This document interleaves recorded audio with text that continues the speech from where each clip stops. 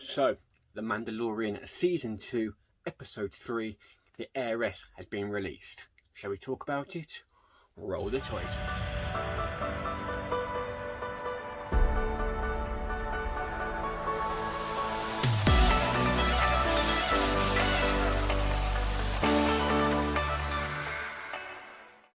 Hi guys, I am Mr. Scotchy Pie and I am back for another video.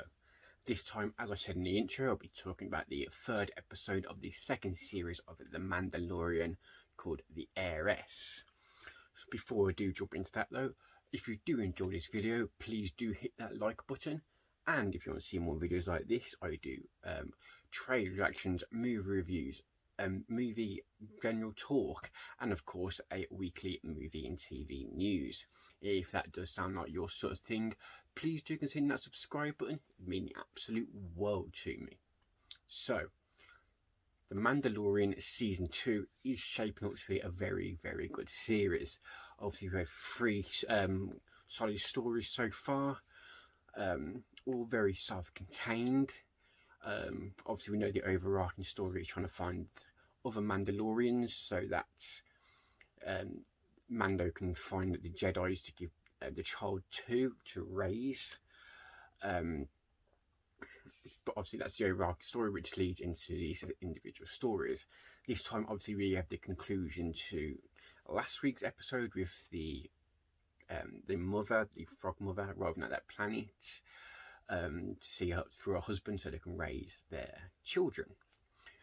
It was good to see the conclusion to that story, and obviously then we find these other Mandalorians. We also obviously have the woman in the hood, who in the trailers a lot of people were speculating, and myself included, was thinking the same thing, that maybe this was one of the Jedis. Obviously that was person played by the WWE professional wrestler Sasha Banks. Can't remember what her real name is, but I know Sasha Banks. A fan of her as a wrestler. I don't follow wrestling too closely, but she's one of the ones I do follow. I even have a Funko Pop of her up there actually. But yeah, then we find obviously Mando gets caught in a trap, which always happens, and he gets saved by these Mandos. Obviously one of them was in the hood, find out she wasn't a Jedi. She was actually, I'm not sure if it was like Mandalorian, but she wasn't actually a Mando. She was a different branch of the same sort of thing, where they do actually reveal their faces, and there was three of them. They said maybe they can tell you a bit more about where to find Jedi, but Mando has to have a mission in which to find out that he's been duped a bit, and they're trying to actually take over this ship of weapons for their own, so they can have the weapons rather than just stop the Empire from having them. They want to take them rather than let them other people have them. What I did like about this episode is they didn't generally just drag the child around for the sake of it. He thought, don't need you in this episode, you go here, which I found in the last two episodes was the case. It's like, mainly in the first episode, it's like you didn't need to take the child with you. You kind of did because you knew people want to see the child. Obviously the child's cute and it sells merchandise, and it felt a bit pointless. And there was a chance to leave the child in someone's care who he trusts, who was the mechanic. I'm glad this time he actually left the child with someone he trusts, who was the frog-like mother, which was fantastic. I enjoyed that they didn't pointlessly use the child in this episode, but they did use the child to help move the story along, which is when he obviously got eaten by that fish creature thing. Which obviously set the episode up. So they used the child up to a point of where they needed him to push a story along, and then sidelined him when he was just not needed, which I appreciated. Other than that, I thought the story in general was not the height of the series. I definitely really enjoyed it, but nothing so crazy happened that it made me go, wow, I never thought to see that again. Like the second episode I thought was fantastic. It was a really good horror episode in my opinion, very Alien-esque. And I thought the first episode was really good, obviously the storyline based, obviously the Western style based. I thought it was really good. Obviously this one's more of a heist based. things. Seems like they're just jumping between the genres, which is, I'm absolutely completely fine with. I'm actually really enjoying that, because you don't know what kind of, you're not getting the same thing every time. I just thought this episode was, the story was a bit simple compared to the other episodes. I'm not saying the others were complicated, just this one seemed a bit overly simple, which obviously I'm not saying was a bad thing, just made it the weakest of the series so far. It's like saying this episode a 9 out of 10, while the other 10 out of 10s. I'm not saying that from a rating for it, but I'm just as an example.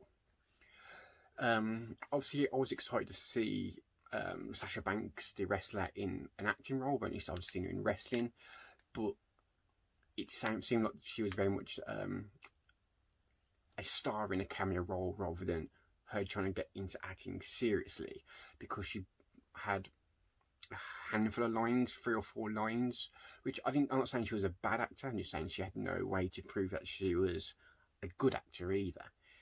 There was no room for her to act. She was very much there as in a throw in so we can get some extra fans into the series. That's how I felt about her character. It's not a slight on her, it's a slight on the production, in my opinion, that they just pulled her in for that, when I'd like to have seen her actually have room to breathe as an actor and actually show what she can do. Hopefully we get to see these characters more in the future, though, because I think they're interesting to learn more about, and I believe we will. And obviously we got more of a glimpse of Moff Gideon in this episode, who is a character I really enjoyed in the first series. I know we didn't see much from then, I've not seen much from yet, but I'm definitely excited to see his progression, which I'm sure we will. I'm sure he's going to be the overarching villain through many series, I believe. I don't reckon we're going to get a conclusion at the end of this series, and I hope not. I'd like to see the overarching story of him be told. But yeah, I don't think there's much to say. So I say it was quite a simple story. I liked the other Mandalorians. I loved their outfits. I thought their armor was really cool looking, especially the leaders with a more designed, stylized helmet. Mando was pretty much as he always is. Child didn't have much to play, which I was fine with. The storyline was good, but very straightforward. And their guest star was literally just that, a guest star, rather than an overarching character. There's still more like to see from this series. I know we're going to get like Cara Dune's going to come back. Cara Dune's going back with Cara. I'm looking forward to seeing that, turn that character, along with Carl Weathers, his character. I can't remember his name. That's just mainly because I'm a big Carl Weathers fan, mainly from the Rocky series. But I've always thought his character was fantastic in the first series as well. So there's a lot more I want to see from this series, which I know I'm going to get.